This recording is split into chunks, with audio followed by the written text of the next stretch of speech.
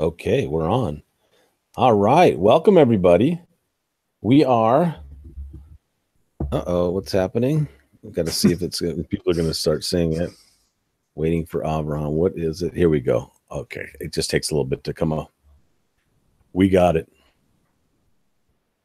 You never know, because what I do is I take a look at both the Google Hangout, and then I have to look at the web page to see what's happening. There's a little bit of a delay, so you never know if you're on. Either I must have made a link, the wrong link on there. So, welcome everybody. This is Nick Bush here, and he is going to be our presenter tonight. He's going to give us the closing the loop on complaints, 7 steps of turning dissatisfied customers into your greatest fans. I love that because we all know that where you get a customer and they're very upset. They're basically just telling you that they want you to save them, from a lot of things. One is that maybe they worked really hard to try to find the solution, and you were the one they selected after their research, and they spent a lot of time and they were expecting to feel successful in what they did, and they found that they made a wrong choice, or they felt that way, and that's a terrible thing. So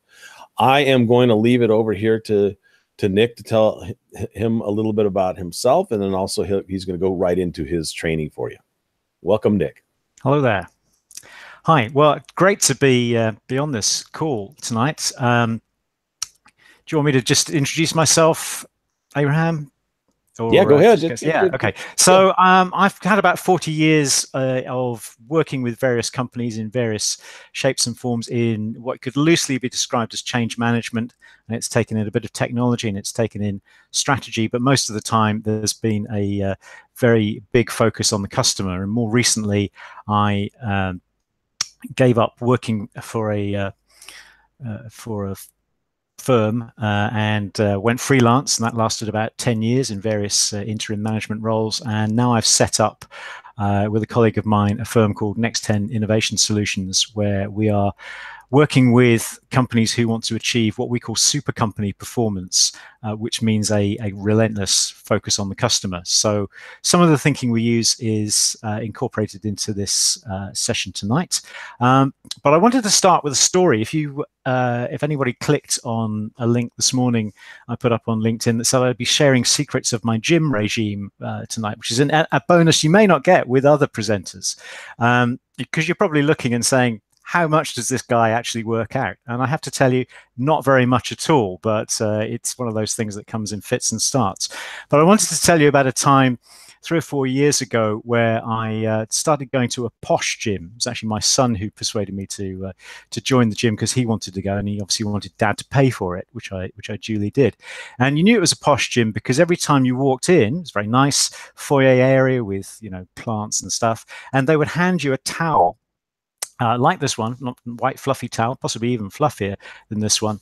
And you go and do your exercise, and you come out and you mop yourself down and have a shower, and then you'd hand the towel back and put it in a bin by the reception desk and go home, or in my case, stagger home. And I kept this up for 2 years. I had to keep it up for a finite number of years because although it cost me over £60 a month to be in this gym, it was on a yearly contract. So my son went off to college during the 2nd year, and I kept going because I was paying for it, so I didn't have much option. But by the time I got to the end of my 2nd year, I was probably paying about £30 a session because I was only going twice a month. And I began to think why I was not motivated to go. And it wasn't the fact that I didn't like going and doing the exercise. I actually quite like exercising, but there was something that was bugging me. And by the time it got to the end of the 2 years, I realized that it was the towel business that was really bugging me, because I had dutifully, like a good customer, I'd put my towel in the bin. And I have to say, not everybody did, because there was a changing room full of dirty, wet towels. But the one thing that didn't happen was nobody said goodbye when I left, and nobody even thanked me for putting my towel in the bin. And I realized that this was the problem that I was having with this gym. So on the very last day, I put my towel in the bin, and I turned to the manager and said, this is my last day here. My subscription has expired, and I'm not coming back, because I have to tell you, you've never said goodbye when I leave, and you've never thanked me for putting the towel in the bin. And I said, I am a customer experience expert, because I thought you might be impressed by this. So I'm telling you this. And he looked at me, and it was a complete dead-eyed expression of someone who has never really kind of taken on board the fact that customers are your lifeblood in this. So I was offering him a complaint. I was offering him some really fairly precise feedback on how I felt about it. And still he wasn't taking this on board. And he missed the opportunity to say anything, really. I mean, he said nothing, really. He kind of nodded, probably wondering who this person was. He thought he was a customer experience expert. And so I walked out of the door, and with me walked £800 plus, or $1,000, however you want to count it, of revenue. So if he'd done that to a number of people, just think what the impact is on his business of not dealing with feedback and not dealing with complaints. So what I'm hoping to do in the next 40 minutes or so is give you some tools to deal with people like me, people who are even fussier than me about how you get treated, and hopefully detect when they're about to complain, avert those complaints, deal with the complaints really effectively, and then learn from the mistakes that your organization has made. Because I believe if you do that, then you're sitting on, and I'm going to try and do a very slick screen share at the moment, which is good. It will take a while to do, but then we'll get this slide up, which you should all see, and which is a very labored punchline, I think, while I was doing that, that you have what I call an unexploited gold mine that you're sitting on. Because I believe that most organizations don't really pay enough attention to complaints, and therefore it's there by its very nature, it's unexploited. So I'm going to teach you, I hope, how to exploit it. And so I hope by the end of the next 3/4 of an hour or so that you'll have learned the following things. I should say my eldest son is a teacher. When I told him he was doing that, he said, "Dad, don't forget to tell them what you're going to tell them, and tell them what you've told them at the end of when you told them." So I've at least done some learning from my son.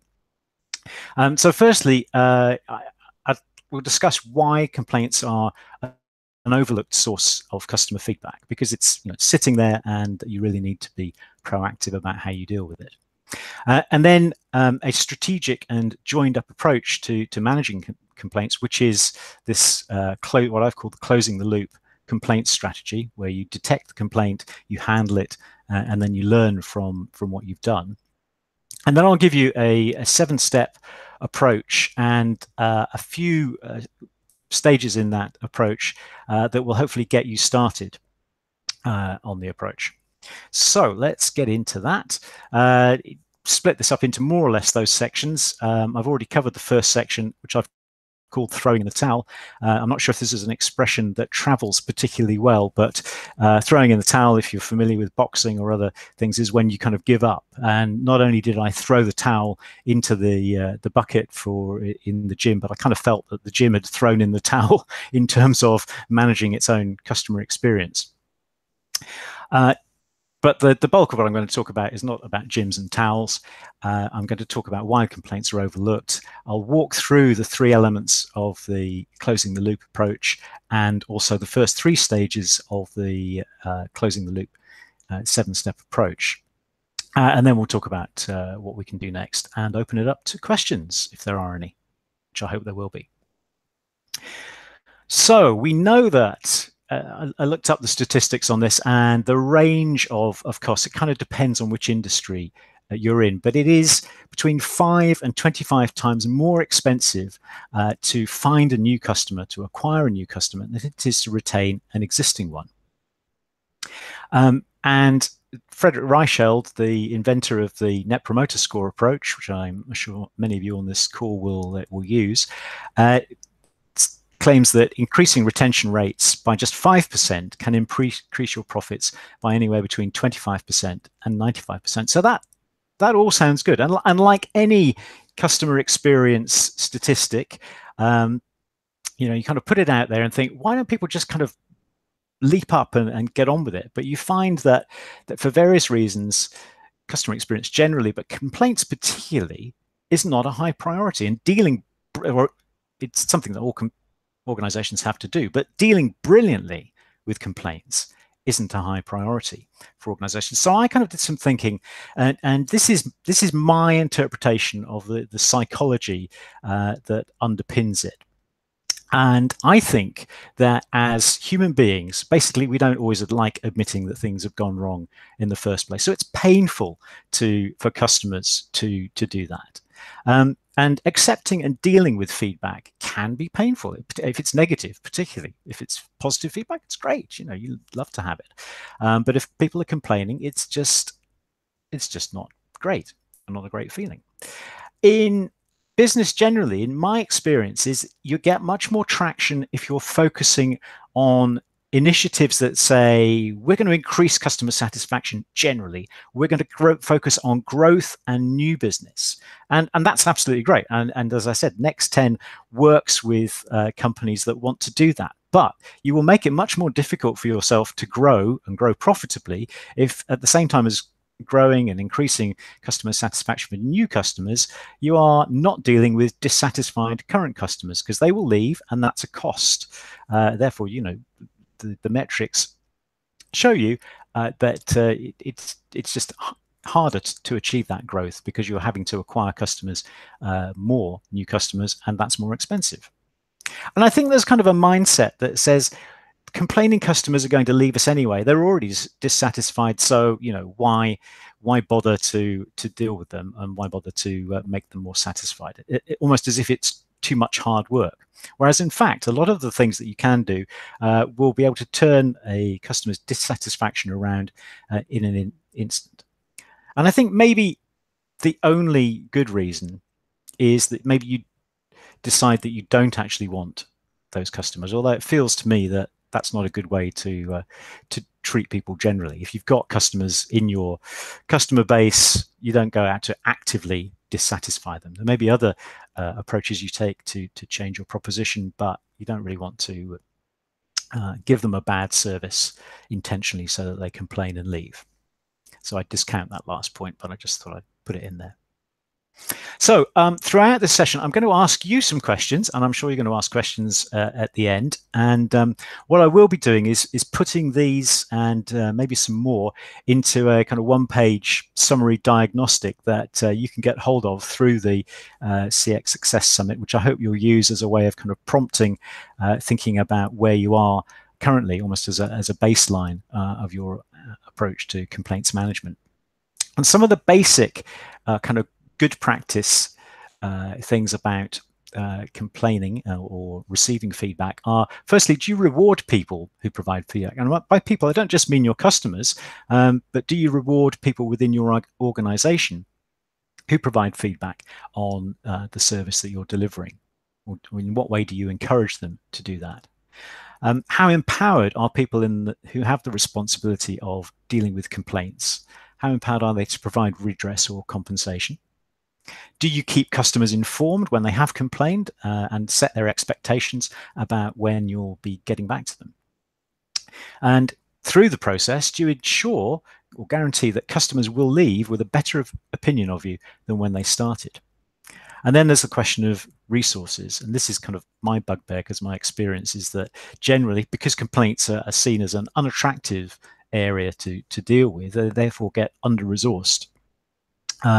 So it's very hard for organizations to dedicate sufficient resource to understanding what the nature of the complaints is, analyzing the feedback that you get generally, understanding the root causes of the complaints, and then particularly the systemic issues that will give you the problem that complaints may recur if you don't deal with that.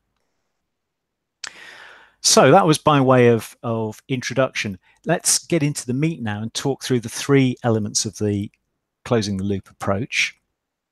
In summary, the detect area deals with what I call a complaints radar, and we need to adapt that radar to function differently, whether you're in a face-to-face channel or a remote or online channel.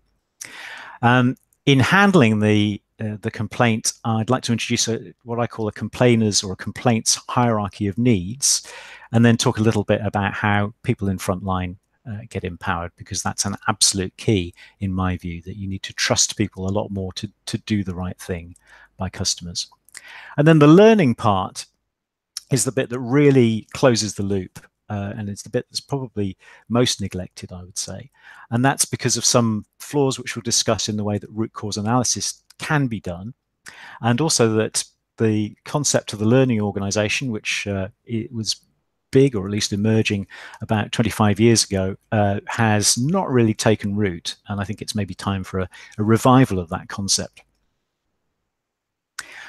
So detect, the complaints radar. I guess if I'd been really clever, I'd have found a photo, but maybe people wouldn't have necessarily worked out who it was, of a character called Radar O'Reilly, who was in the, I can't remember when it was, I think it was in the 70s it originally came out, the series MASH, which ran for a long time and was, in my view, utterly brilliant, set in the Korean War with a group of army medics. Radar was the guy who manned the radar, I think, but he also was possessed of this ability to tell when casualties were coming in, even before you could hear or see the helicopters. So he was able to scramble people very quickly. And those are the kind of capabilities that you need if you are to detect and avert complaints, because whilst complaints are great, it's really even better if you can anticipate the complaint and deal with the customer's issue before it becomes a much more costly thing to manage. And this is problematic, because only one in 26 customers, according to a statistic I found recently, tell you that they're unhappy, and the rest of them will just leave without telling you. So identifying the complaints before they become complaints is important, because those 25, the other 25 customers, are the ones that you want to be able to detect and either get their issues out and deal with them, or just make sure that they are satisfied.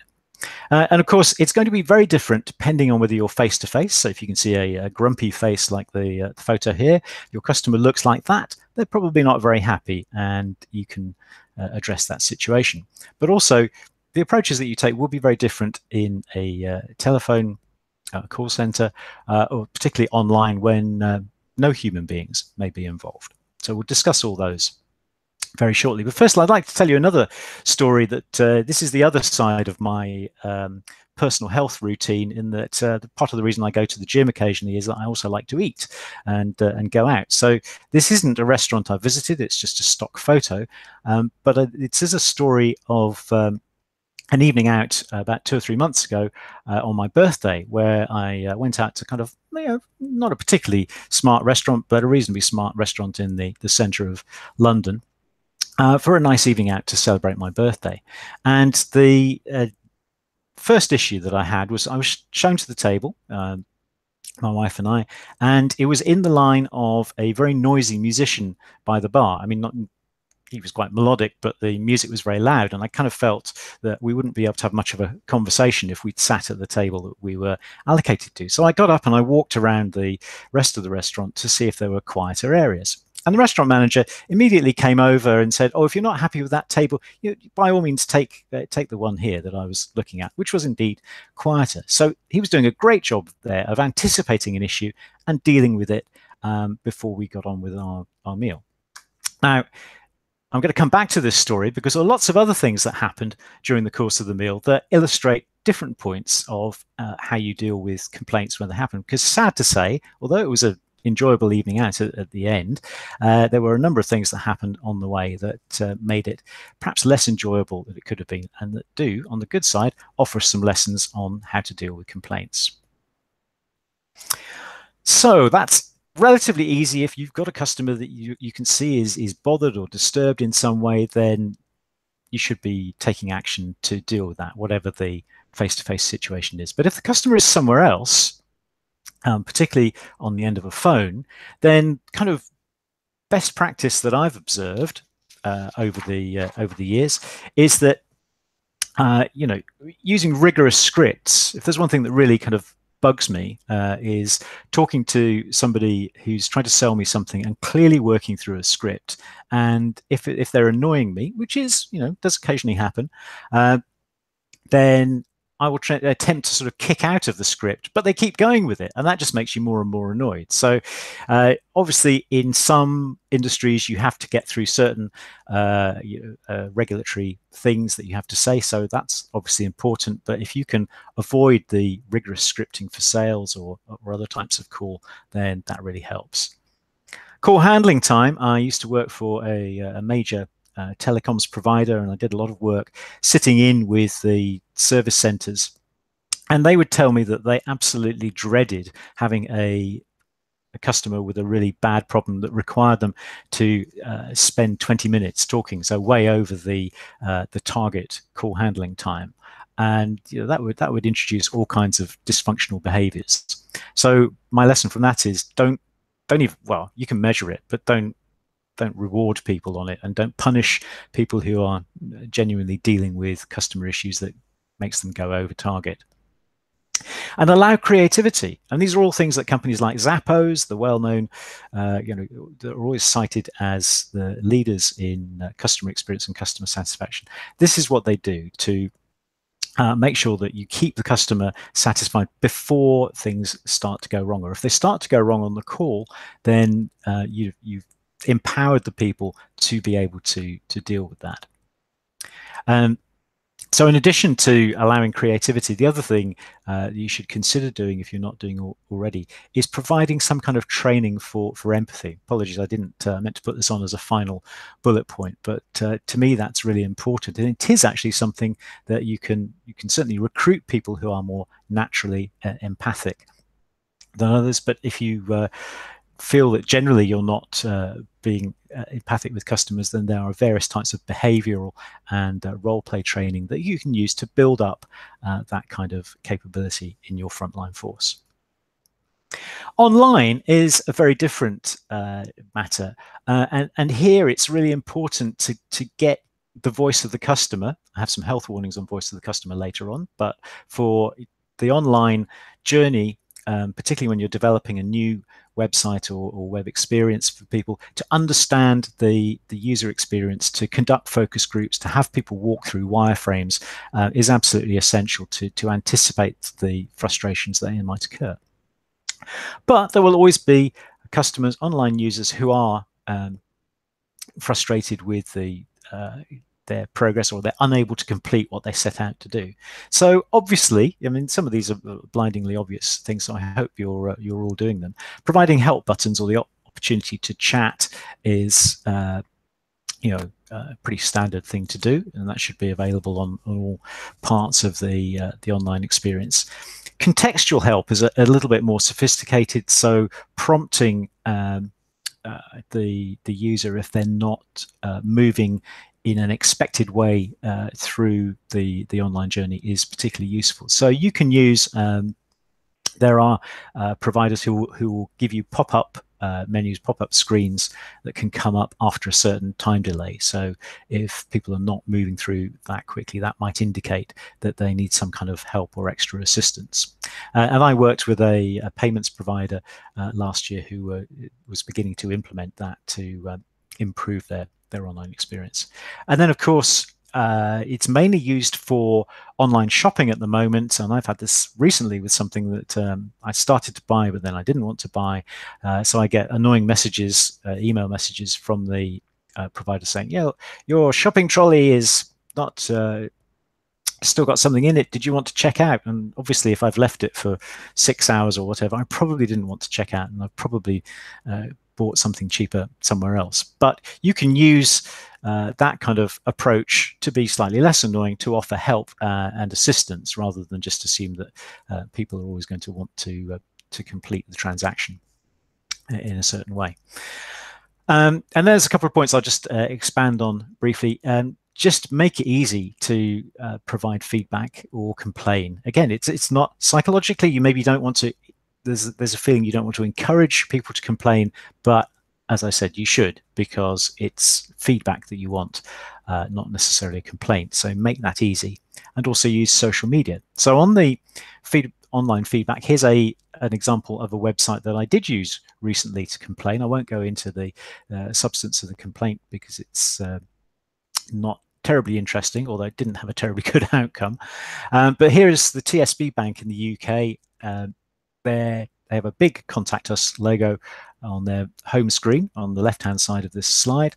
And then you can see that if you click on Contact Us, you'll get a range of options, of which the one at the bottom is to provide feedback, complaints, and transaction disputes. And again, we don't need to go into the detail here, but I can tell you that if you go onto the complaints process, it again is you enter the nature of the complaint, and somebody phones you back to discuss it within the time that they say. So that part of the process works really well.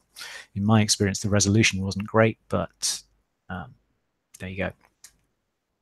And then finally, social media is definitely your friend in anticipating customer feedback. And again, this is not a particularly new insight, but is something that is increasingly practiced. Because it's not going away. Twitter and other media are the preferred channel for expressing dissatisfaction for a lot of people. And it's this kind of indirect, passive aggressive, however you want to call it, approach that people are adopting. And I've found quite a good example.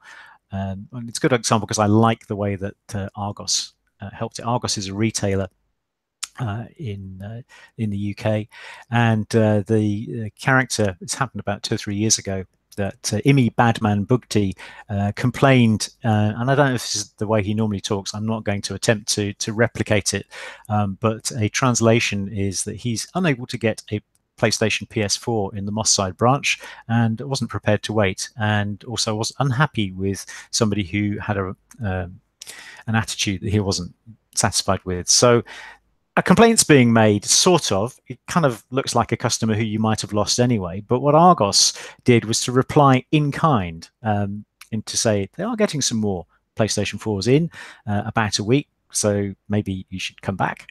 Well, that's the implication, and apologized for the person who they thought was probably having a bad day at the office. So it kind of helps, you know, it's a delicate thing that you have to judge about whether you are going to respond in kind. But it certainly helps if your social media team do have a sense of humor and are prepared to use it. And the great thing about this one was that it went kind of completely viral, but there were lots of retweets and did Argos's reputation no harm at all. So there's an upside to dealing with this kind of complaint in terms of your brand positioning. And then finally, providing incentives. One of my favorites, in fact, it's my favorite pizza chain in the UK, Pizza Express, have a little thing on the bottom of their customer receipt that says, if you want to tell us how we did, how did we dough? So that's a really awful pun, which is always attractive for me. They give you a link to the howdidwedough.com, I think it is, and you fill in a little form and instantly get a voucher for 5 or 6 dough balls. As if having a pizza wasn't enough carbohydrates, you can always have some more. So in this case, it's a tiny, tiny cost for Pizza Express to do this. It's obviously only a small number of people would actually cash in the voucher, and if you do, it makes almost no difference to the cost base of the outlet you're cashing it in at. So you're using a small reward, which makes you think your feedback is valued psychologically. I think this is very important. And it encourages repeat visits because you have a voucher that you're going to go and spend in a Pizza Express restaurant. So in a sense, it's quite a smart move on their part. So on the detection side, how easy is it for your customers to provide feedback? How easy is it for them to complain? And how do you detect unhappy customers across those channels? And we haven't gone into it here, but what measures are you using to tell you that customers are unhappy? Is it the level of feedback? Is it the nature of feedback? How does that get reported in your organization? So the key thing here, and moving on to the next bit of handling the complaints, is really to build a relationship, hence this slightly kind of cheesy photo here.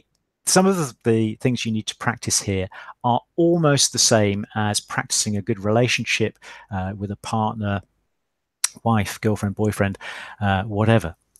So I'm not offering relationship advice in this one other than in your customer relationships. And I've introduced what I call the complainer's hierarchy of needs, which I'll step you through very quickly. Firstly, as someone who's making a complaint or providing feedback, I need you as an organization to hear what I'm saying. So that's everything from providing an easily accessible channel for me to make my complaint through to actually listening to what I'm saying when I'm saying it. And then I need a bit of empathy. I need you to acknowledge the pain or inconvenience that I've had. And then I need you to sort it out. It's quite simple. I've told you what's happening. I've told you how much it's upset me. Just put me back to normal and give me some compensation. And then I need you to satisfy me. It's okay to be compensated, but I need to feel satisfied with what I've had. And then beyond that, oh, going the wrong way.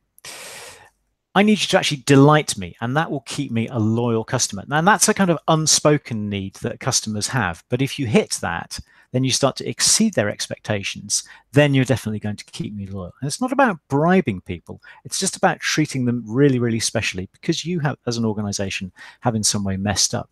My experience has been that organizations will often stop at the sorting it out phase and not work out whether they've actually satisfied the customer or done anything to really get them loyal, keep them delighted. So that's my message for this one, is don't stop here. And remember which way your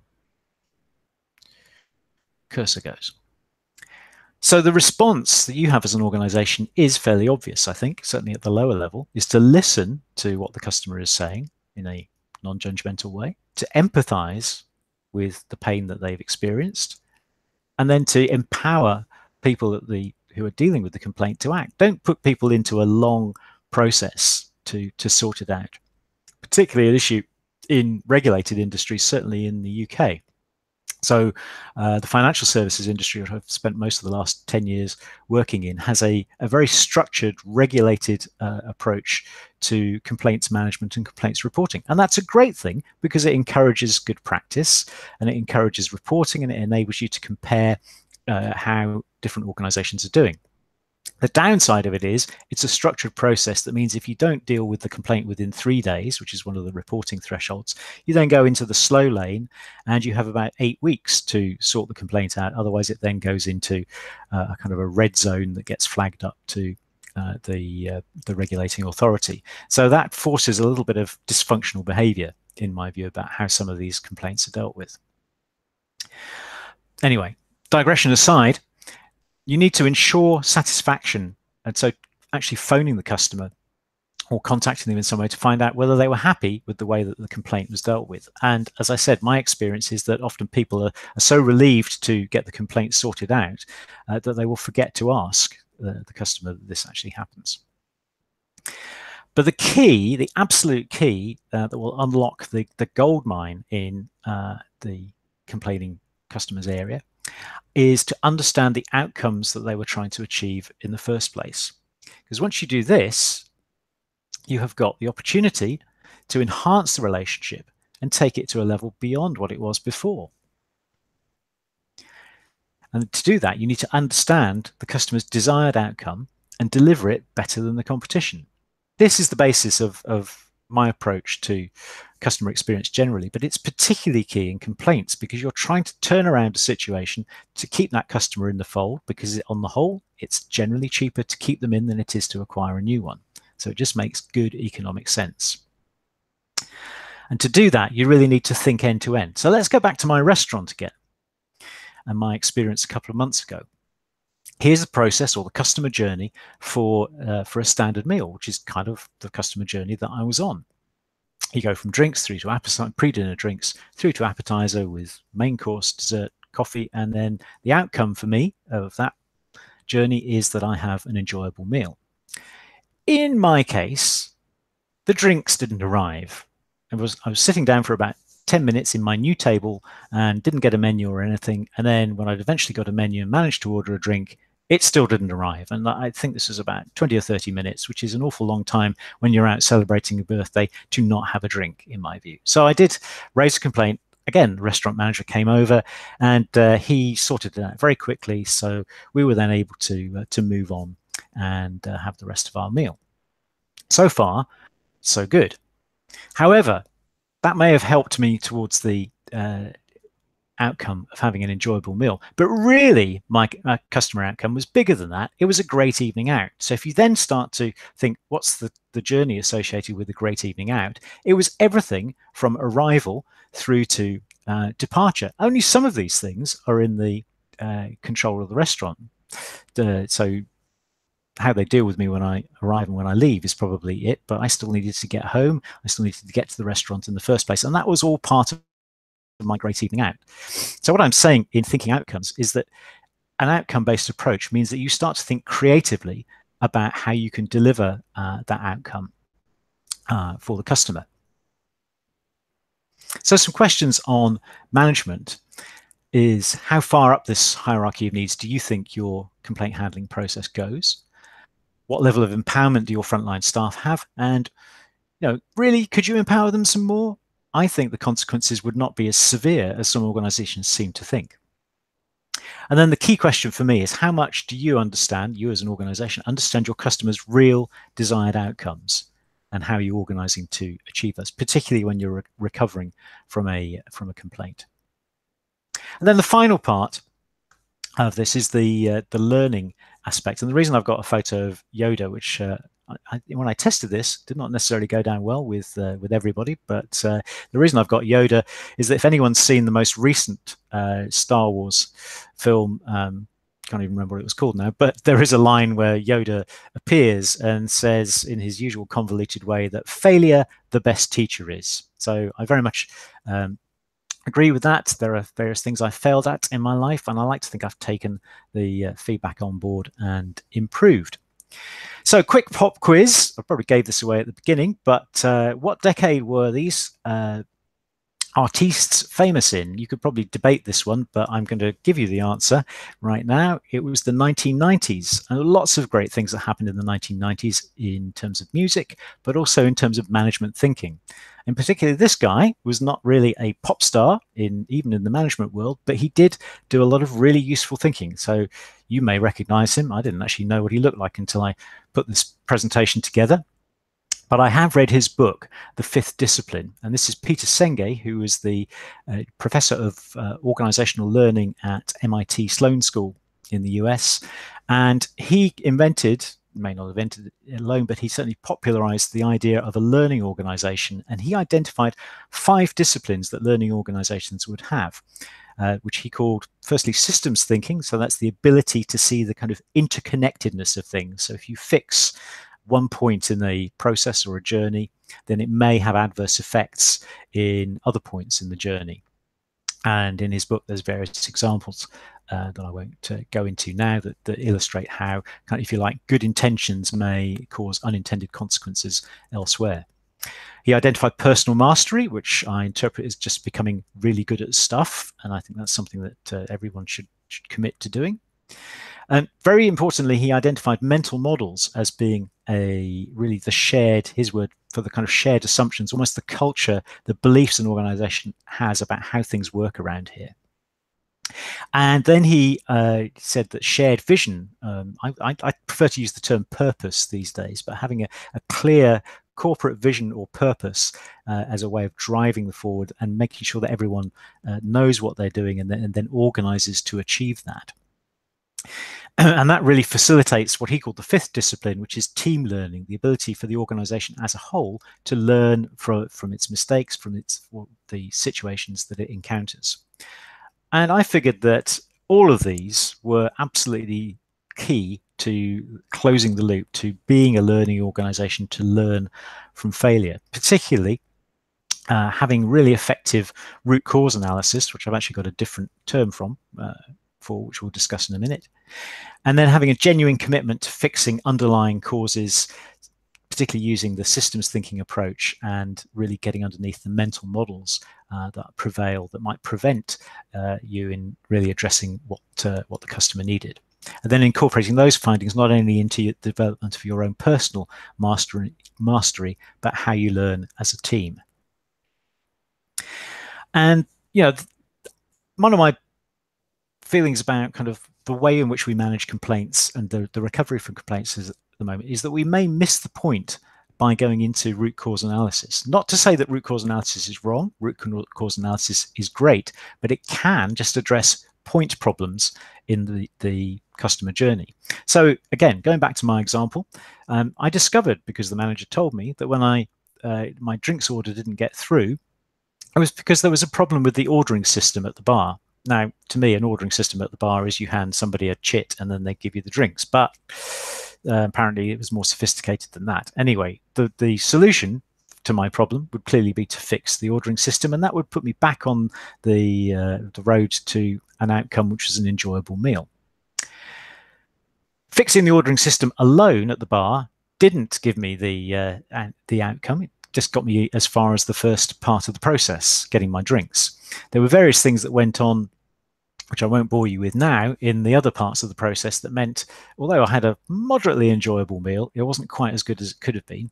And I ended up sending an email to the restaurant with a large number of points. I think I had about 15 points, some of which were positive, I have to say, and some of which were negative. I mean, basically, I'm hell to have as a customer.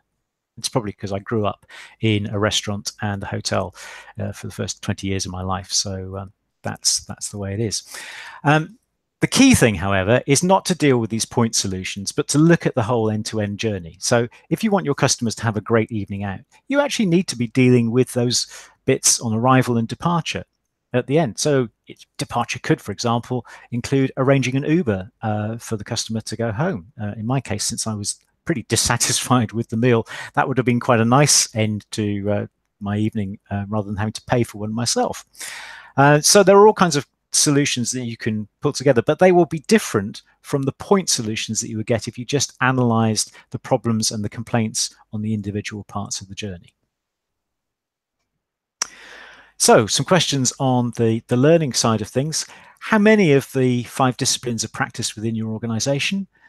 Is RCA really resourced enough? In my experience, there's always a backlog of complaints that the root cause analysis team has to deal with, and perhaps not enough guidance about how they prioritize those issues that really are important. And particularly, what I've noticed is that there's a difficulty in stepping back and addressing the bigger picture of things that are going wrong, and then being able to address, recurrent errors rather than dealing with point solutions.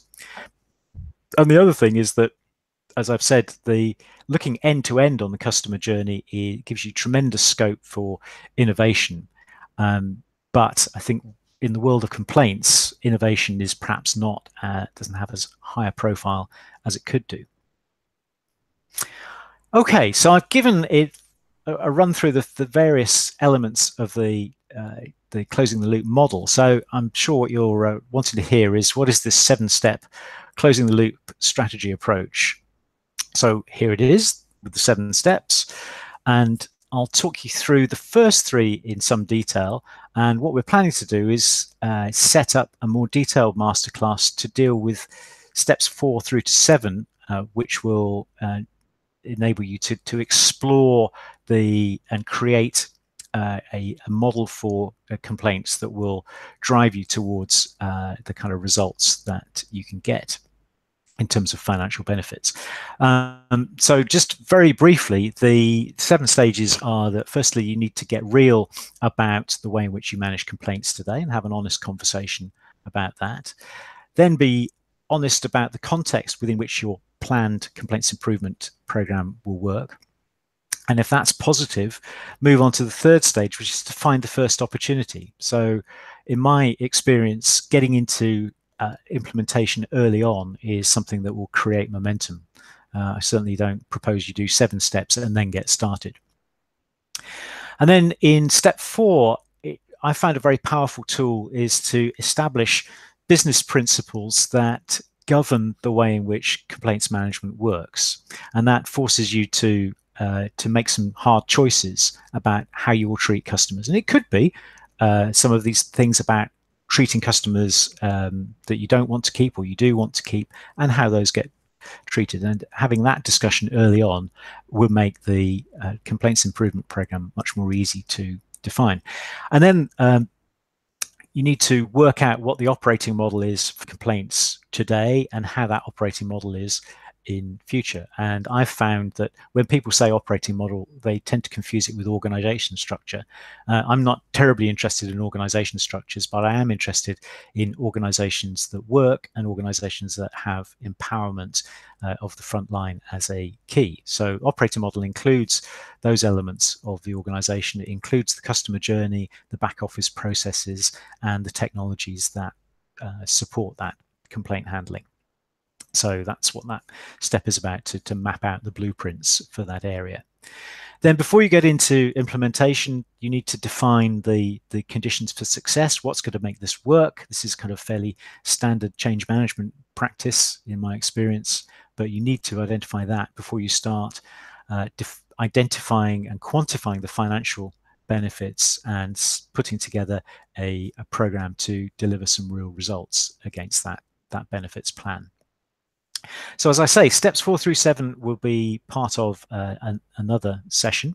But very briefly, the first 3 of those are this. Firstly, and I'm going to ask you some more questions today, so building up my diagnostic. In the first step, you need to ask a lot of questions of your organization. How are you managing complaints today? What gets measured? And what importance is attributed to those measures? So again, these measures are measures that will be typically used: customer sat or net promoter score, volumes of complaints, but complaints per customer, I think, is a more meaningful thing to do. And then identifying whether different customer segments within your marketplace have a higher or lower propensity to complain is useful information to get at the start. Customer churn is something that needs to be considered here, but the thing to bear in mind about customer churn is it's kind of measuring after the event. So it's important to know, but what you need to be doing is identifying where you think customer churn should be, and then to what extent the complaints and the undetected complaints are contributing to that churn. Then, what do you know today about your customers, and particularly what the outcomes are that they are aiming to achieve? And I will issue a bit of a health warning at this stage that it's not that you can get too much information about that, but you can get too much information about the services you currently provide. So I worked with a bank recently that was setting up a whole new banking operation, and they had an excellent idea of having really beyond focus groups, almost co-creating how that bank should work. But to some extent, the feedback that they were getting for customers was very much modeled on what a bank did, not what a bank could become. And that's quite hard to get to. And in a sense, you need to be using slightly different approaches to drive that out. And then, having identified that, you kind of really need to understand the disconnect between what customers want and the experience that's currently delivered. And that would be part of an overall customer experience ambition. But as I said, complaints are a key part of that.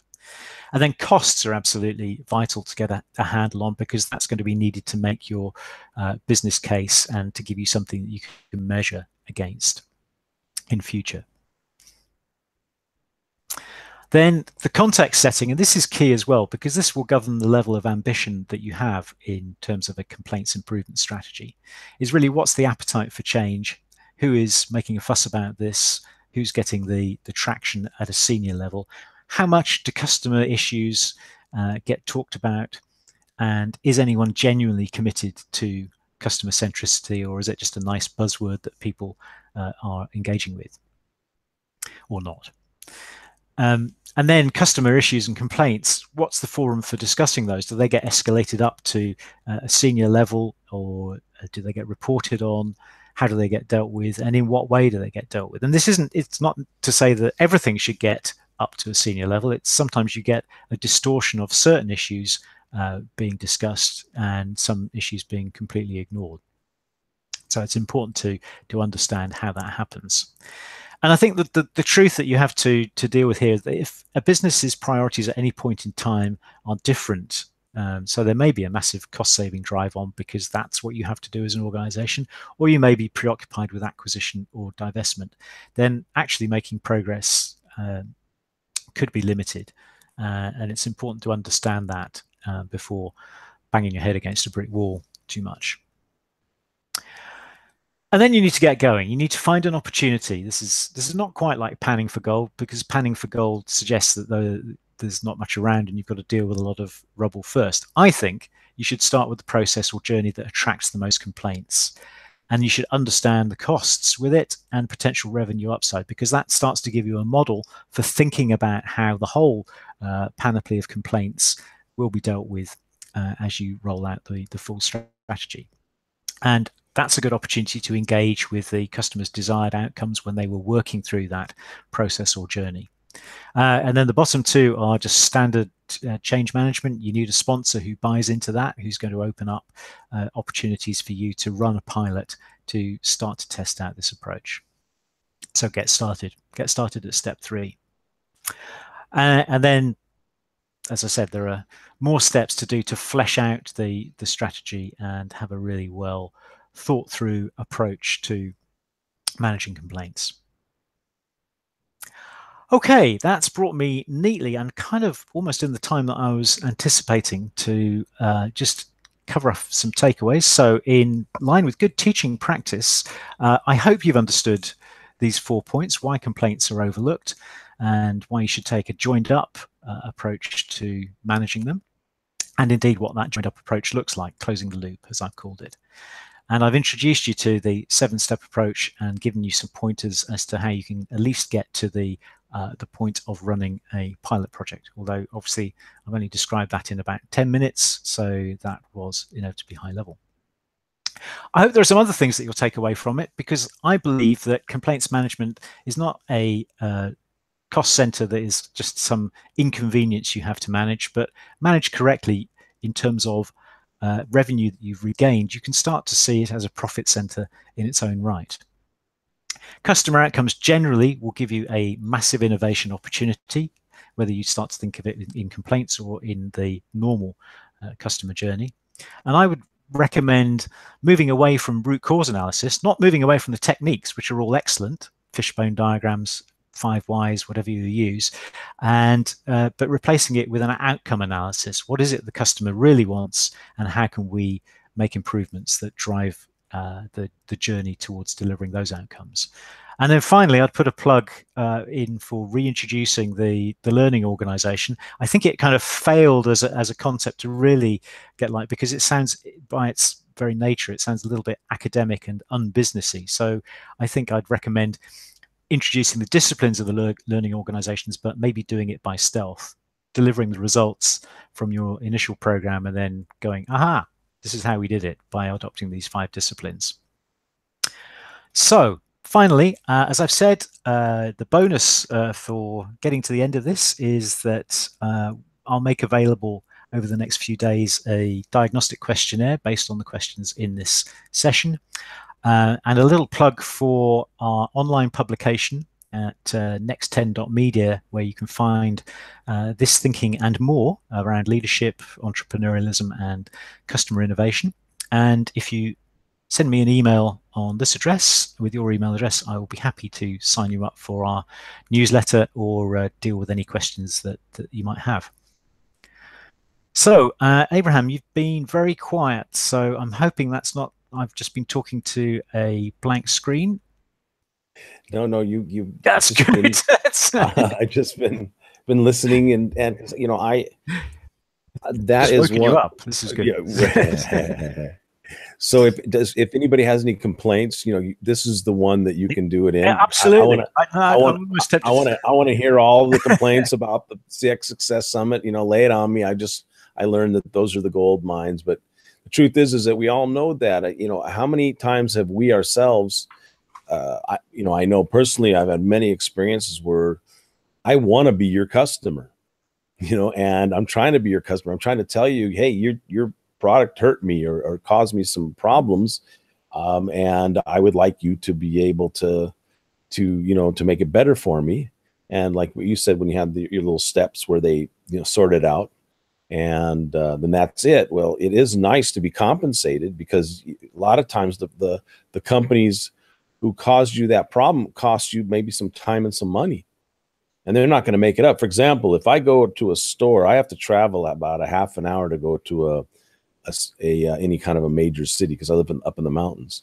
And if I cringe when I go, I check the thing out, I make sure everything's okay. And then when I return home and I find there's something wrong with it, I have to travel all the way back to go get it dealt with. And they're, oh yes, we'll be happy to replace that. So what about the gas?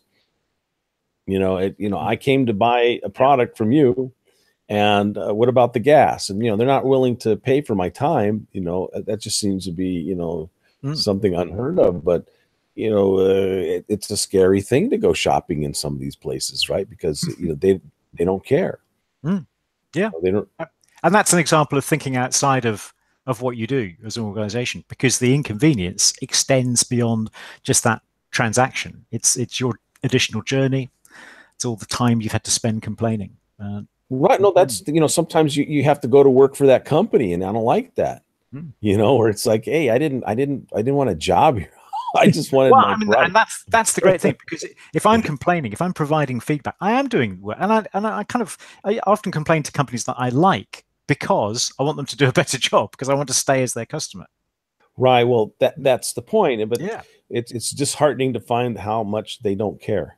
Yeah. It's like, yeah, whatever. Or it's just that they don't hear you. I think one of the things is that they're not listening. They don't listen to what you're complaining about, and where you're saying, hey, I have this problem really caused me a lot of, maybe it didn't happen to somebody else, but it did to me. And, now I don't like this feeling I'm having right now. So, they don't, we find a lot of these companies don't take the time to just simply care about and then do something to make it up for you. Because that feels great when you do run into that company that understands that process that you're talking about.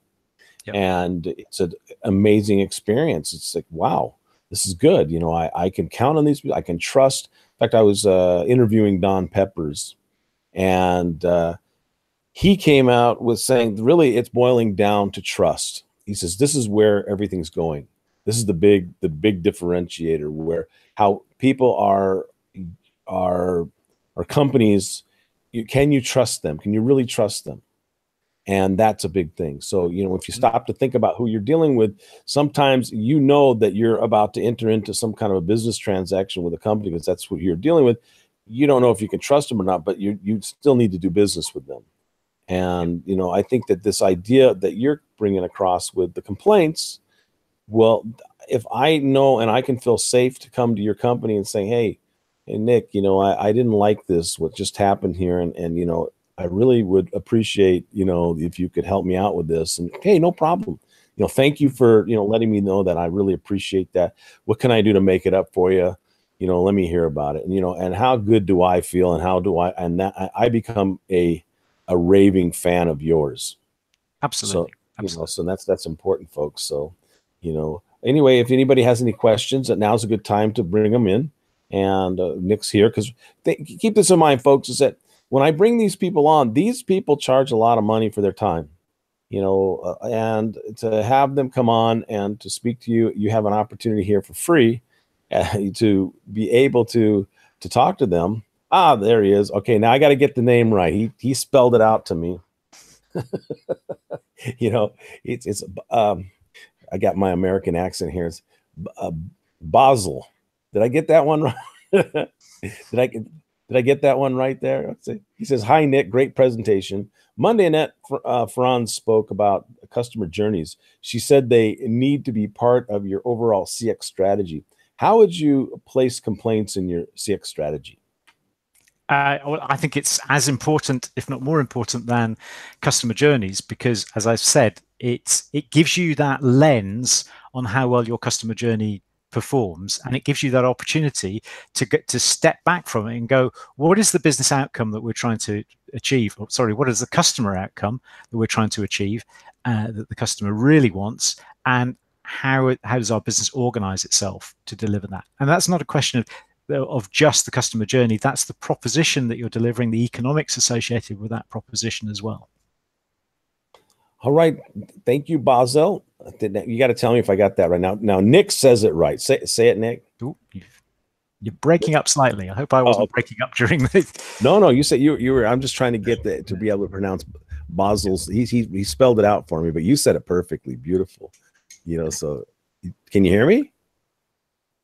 Hello? Me? Yeah, I can hear you. Yeah. Okay. Yeah, I can hear you. Okay, yeah. Good. All right, so we have Hike here. He has also a question here. It's an amazing masterclass. Thank you. He says, Nick, thank you, Nick and Abraham. You're welcome. So I have a question about using negative words like complaints and even hotline, etc. Shouldn't the companies avoid using them while communicating with customers? Instead, replace them with neutral or positive words like feedback or share your opinion. doesn't this direct the customer into focusing on the negative and part of the overall experience? I suppose when he's talking about using these words like complaints. Yeah, I obviously things will vary across different cultures and across different organization cultures. I kind of like having feedback and complaints, because I think if a customer has a complaint, they have a complaint and you really have to deal with it. One bank that I worked with used to, they stopped using the term complaints and called it concerns and queries. And that to me was just, what's what's a concern? I'm concerned about all kinds of things. I'm concerned about the environment, but I'm not going to complain about it. So to me, let's just really call a spade, as we would say. Just, make sure you can apply. People give positive feedback as well, because that's equally valid. I can understand how he's trying to frame the client, but at this point, it's not feedback. They're upset.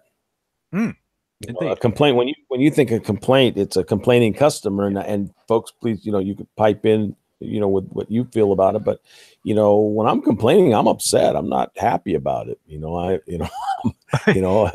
I'm not giving you feedback. I'm giving you a piece of my mind right now, going, hey, I bought this widget and I expected it to work, and and I can understand if something goes wrong, but then I had to wait on hold for like 3 hours, and then it hung up on me.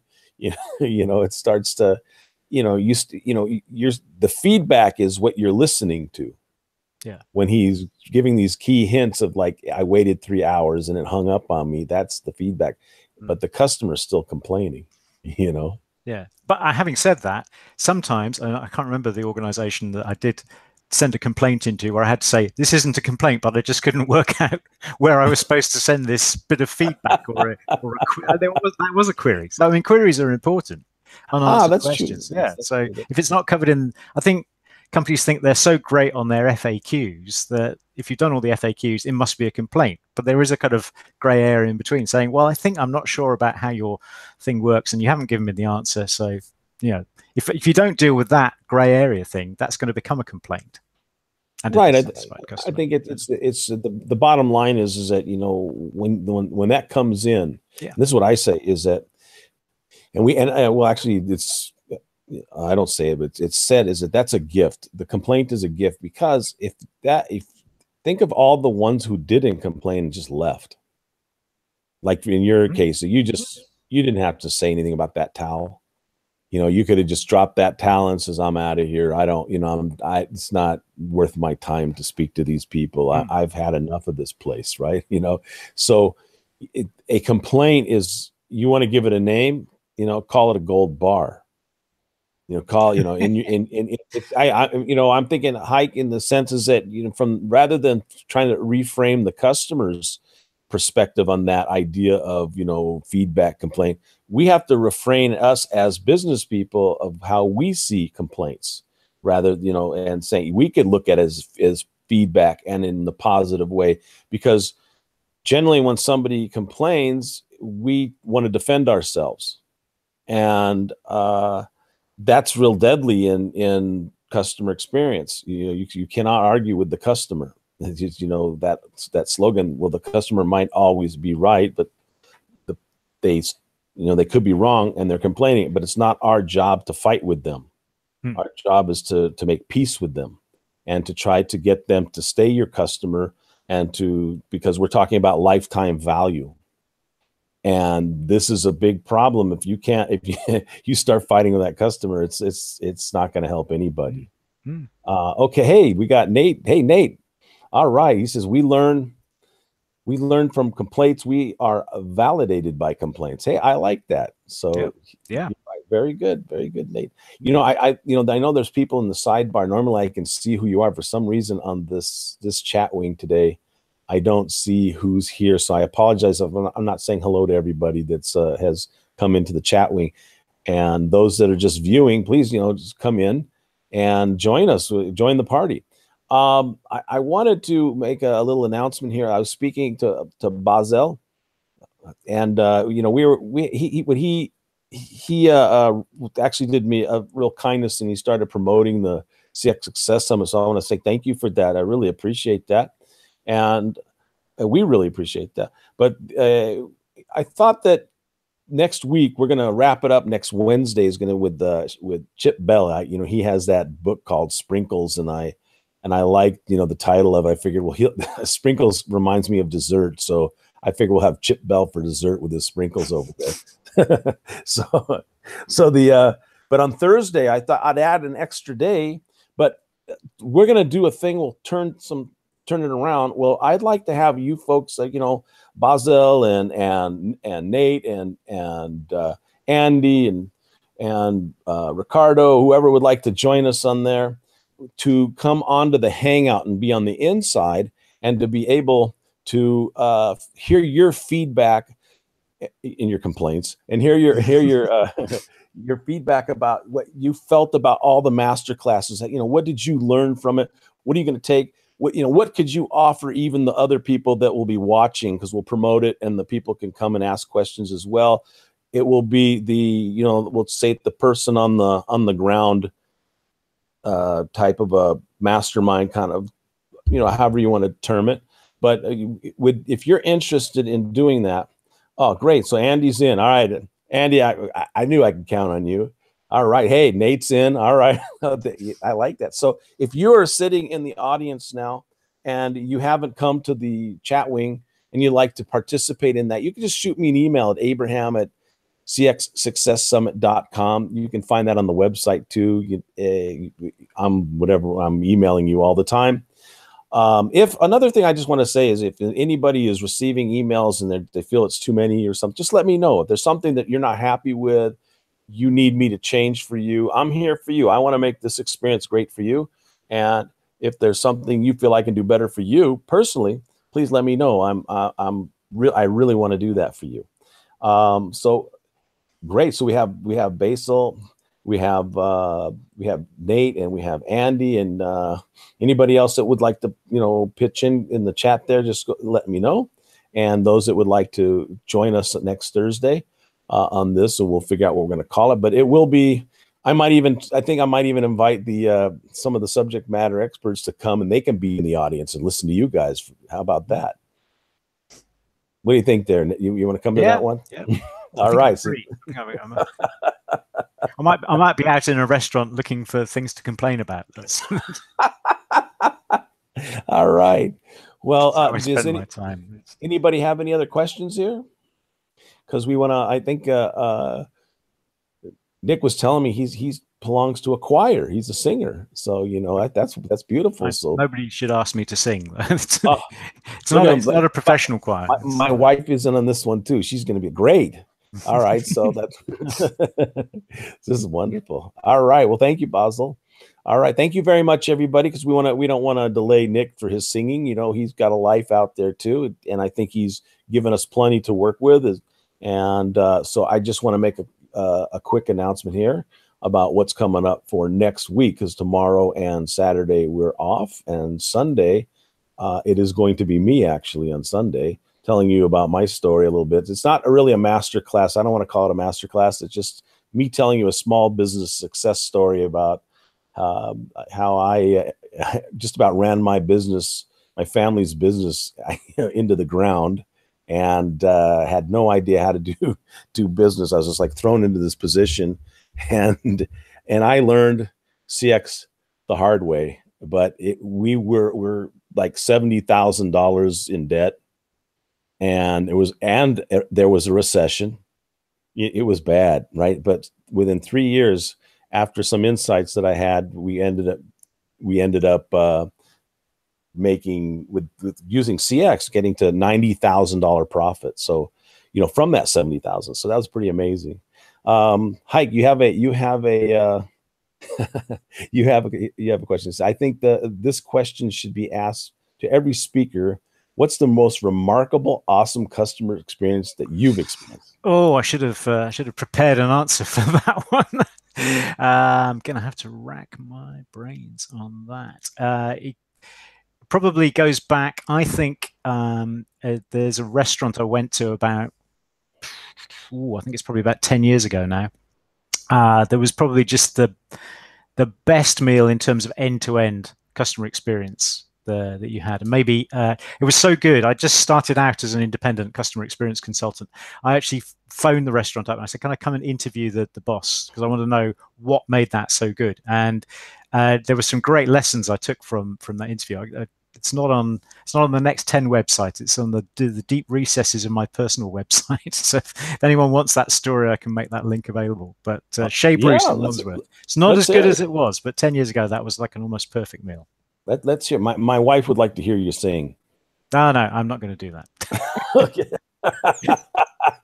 Sorry, that's where he draws the line. If you have a complaint about that, I can only do it in a group or with a very loud karaoke. But or after about 20 beers, maybe fewer than 20. All right. Well, thank you very much. We really appreciate it, and we have a nice schedule. You can look on the master classes for next week. We have another nice lineup that's coming up, which I will be on Sunday, so you guys can have the day off because I'll be up there. You will get until you get to the real people, which will be on day 6, which will be Monday, which will be Paolo Fabrizio. He's from Italy, so we have an international crowd here, and he is going to have 9 steps to social customer service. That's really important. The 9 steps. I mean, the social customer service. I mean, that's often overlooked, but that can make or break you right there. And then we have Tuesday, on March 13, we have Mike Wittenstein. He is going to how to win support for your next CX project. That's been a big thing. People have a hard time trying to sell this to the C-suite, and he's going to tell you how to do that. You'll be able to pitch that. He's going to help you do that. And then we have our dessert. We have Chip Bell. He's going to have customer shock and awe. How do you get your customers to say, "Whoa, that was totally unexpected"? So Chip's a great guy. I love that guy. I love all the speakers, and that'll be a lot of fun. And then it's not on the schedule, but we have Thursday. We're going to have our own little mastermind of we the people, and we the CX people are going to get together and talk about the summit and what we learned from it, and what can we do? How can I improve it for you guys, and how what ideas that you might have for yourselves. All right. Well, thank you very much, and we will see you next week. Cheers. Thanks a lot. All right.